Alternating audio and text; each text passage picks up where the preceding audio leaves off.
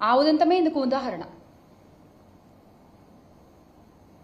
అధికారం ఉందనే అహంకారం, తమని ఎవ్వరూ ఏమీ చేయలేరు అనేటువంటి ఒక బరితెగింపు, ఇది నిజంగా బరితెగింపు అనే చెప్పాలి.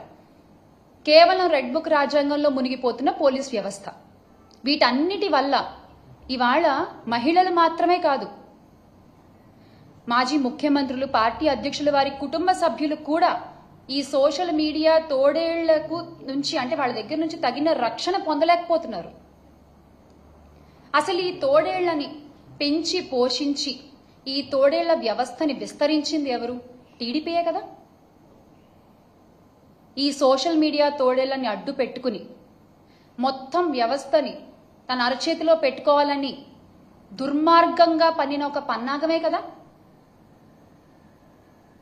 మరి అలాంటి వారిపై కేసులు ఎందుకు పెట్టరు? మీరు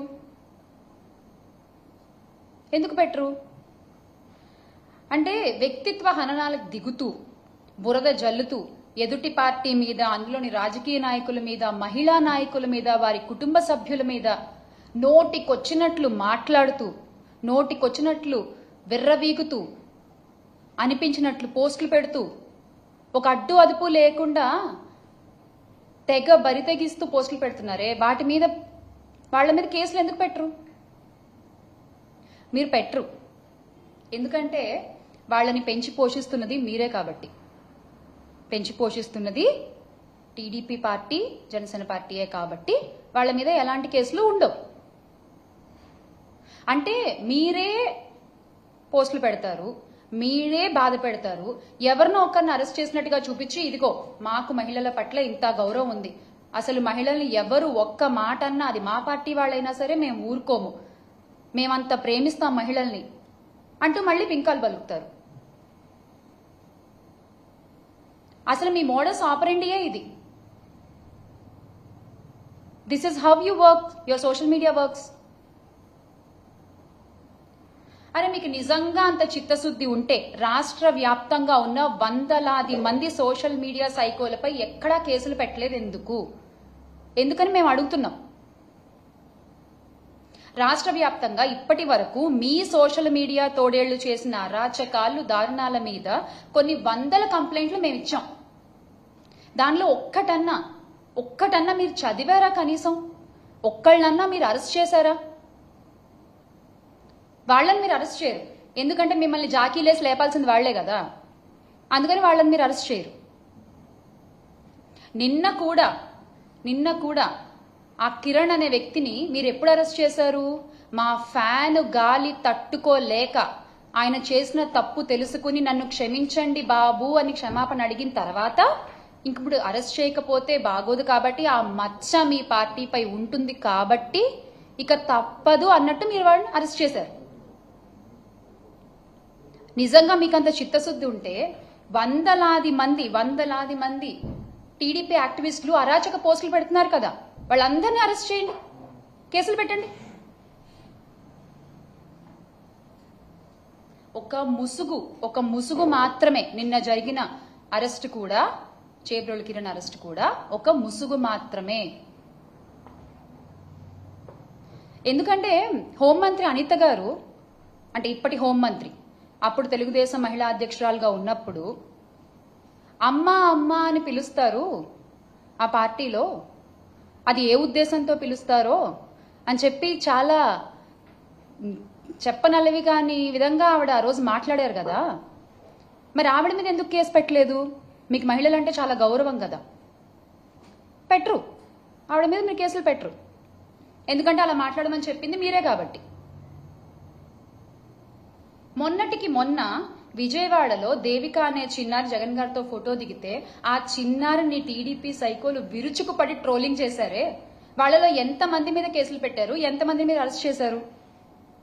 ఓ చిన్నారులని మీరు పట్టించుకోరు కదా. ఎస్, వాళ్ళకి ఓటు హక్కు ఉండదు కదా, కరెక్ట్, పట్టించుకోరు మీరు. మహిళల గురించనే కాదు, మొన్నటికి మొన్న రాప్తాడు వెళ్తే మా పార్టీ అధ్యక్షులు జగన్మోహన్ రెడ్డి గారు, మీ పార్టీ నాయకులు ఆయన్ని రౌడీ అని సంబోధించారు. నిజంగా అలా సంబోధించొచ్చా అండి?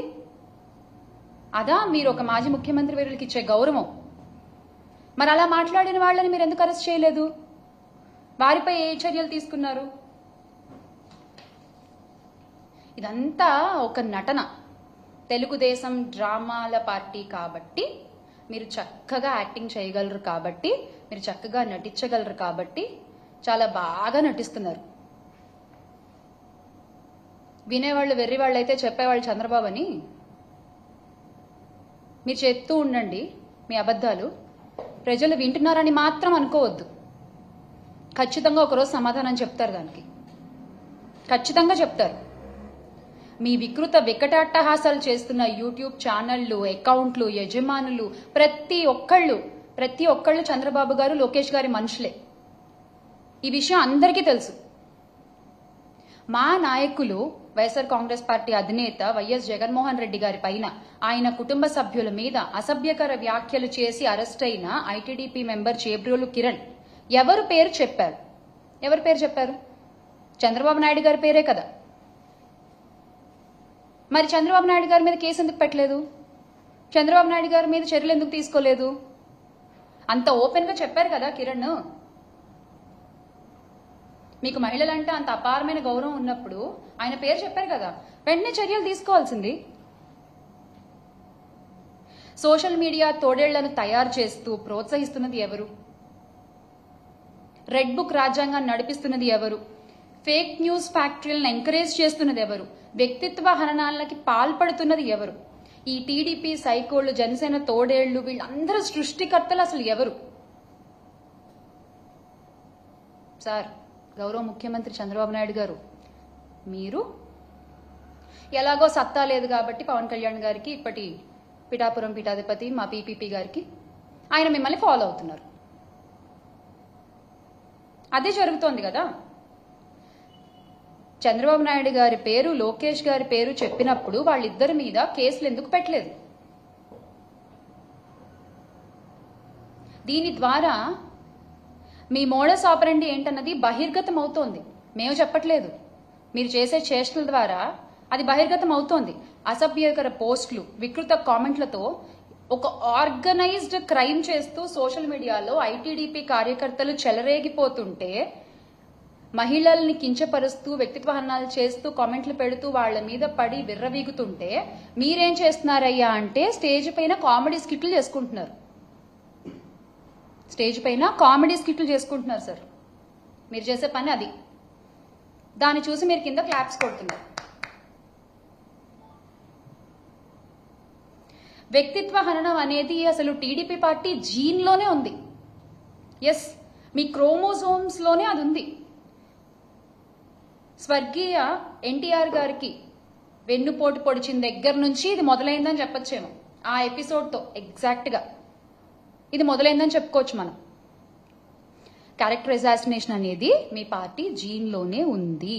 అది ఏ రకంగా కొనసాగిస్తున్నారు ఈ రోజు వరకు అనేది ప్రతి ఒక్కళ్ళు చూస్తూనే ఉన్నారు. 2014 ఎన్నికల్లో అసలు సైకో అనే పదం వాడింది ఎవరండి? చంద్రబాబు నాయుడు గారే కదా.